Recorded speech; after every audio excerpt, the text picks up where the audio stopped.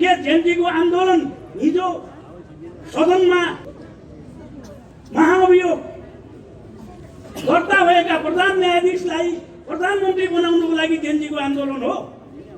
कुलमान घिसिङलाई मन्त्री बनाउनका लागि जेनजीको आन्दोलन हो।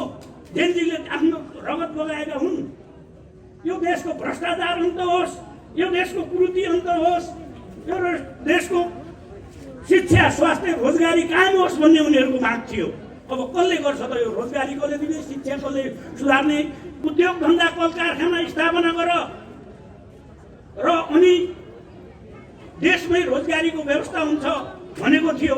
तर आफूलाई कम्युनिस्ट पार्टी भन्ने 2 तिहाईको दम्भ गर्ने पार्टीहरू पनि सरकारमा जाँदाखेरि देशमा एउटा पनि उद्योग स्थापना भएन, एउटा पनि कारखाना स्थापना भएन। जित्नु नै मुख्य कुरा हो। आज मन्त्री बन्नेहरूको फेरि लाइन छ।